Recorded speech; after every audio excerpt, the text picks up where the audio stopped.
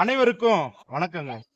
இன்னைக்கு நாம ஒரு கதைய பார்க்க போறோம். என்ன கதை அப்படின்னா, வாழ்க்கையில நாம எந்த அளவுக்கு முக்கியமானவங்க அப்படின்றத பிரதிபலிக்கிற மாதிரி தான் இந்த கதை இருக்க போகுது. ஒரு பெரிய ஐடி கம்பெனிங்க. அந்த ஐடி கம்பெனில ஒரு அறை மட்டும் இருக்கு. அந்த அறையில தான் வந்து கையெல்லாம் கழுவுவாங்க. யாருன்னா பெரிய ஆபீஷியல்ஸ் எல்லாம். இப்போ சிஇஓ என்ன பண்றாரு? அங்க போறாரு. அப்ப போற நேரத்துல ஒரு புலி காட்டுல இருந்து தப்பிச்சு வந்து அந்த அறையில இருக்கு. இவர் கை கழுவலான்னு போனவரு அந்த இடத்துல புலிய பார்த்த உடனே புலி இவரை பார்த்து அவர் அடிச்சிருச்சு. ஆனா கம்பெனில எந்த ஒரு சலனமும் இல்ல. ஏன் அப்படின்னா அவர் சிஇஓ ஆச்சே. அவர் எங்க வேணாலும் போவாரு, எங்க வேணாலும் வருவாரு. அவரை பத்தி யாருமே என்ன பண்ணல, கண்டுக்கலங்க. அடுத்ததா பாத்தீங்கன்னா, அது ஒரு 2 மணி நேரம் கழிச்சு மேனேஜர் போறாரு. மேனேஜர் போனோனே ரிட்டர்ன் வரல. அதே மாதிரி புலி கடிச்சிருச்சு.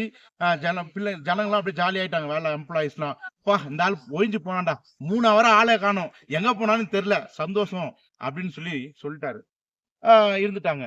அதுக்கப்புறம் சாயந்தரம் மாதிரி ஆகுது. சாயந்தரம் ஆகும்போது என்ன ஆகுது பாத்தீங்கன்னா, எல்லாருக்கும் டீ தேவைப்படுறதுனால பியூன் என்ன பண்றாரு, அந்த டீ பிளாஸ்க கழுவி எடுத்துட்டு போலான்னு அந்த இடத்துக்கு போறாருங்க, அந்த சிங்க கிட்ட. அங்க பாத்தீங்கன்னா புலி இருக்கு. அதே மாதிரி புலிக்கு யாருன்னு தெரியாது இல்லையா?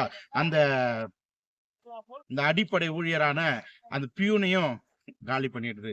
இப்போ ஆபீஸ்ல ஒரே சலனம். எனக்கு தலை வலிக்குது. எனக்கு டீ எங்க போச்சு? எனக்கு டீ இப்ப எமர்ஜென்சியா வேணும் அப்படின்னு சொல்லி எல்லாரும் பரபரப்பா தேட ஆரம்பிச்சுட்டாங்க. அப்புறமா தான் தெரிஞ்சது அங்க ஒரு புலி இருக்கிறதும், இவங்க 3 பேரையும் அந்த புலி கொன்னுட்டதாகும். பாத்தீங்களா? இந்த கதையில பாத்தீங்கன்னா, கொஞ்ச நேரத்துல எல்லாரையும் வர வச்சு அந்த புலியெல்லாம் புடிச்சிட்டு போயிட்டாங்க. சிஇஓ காணாம போனாரு. யாரும் தேடல. மேனேஜர் காணாம போனாரு. ஐயோ சந்தோஷம்னு சொன்னாங்க. ஆனா ஒரு அடிப்படை ஊழியனாகிய அந்த பியூன் காணாம போகும்போதுதான் எல்லாருக்கும் ஒரு தேடணும். இப்ப எனக்கு உடனே டீ வேணும். எனக்கு இப்ப அந்த மனுஷன் வேணும் அப்படின்னு தேவைக்காக அவனை தேடினாங்க.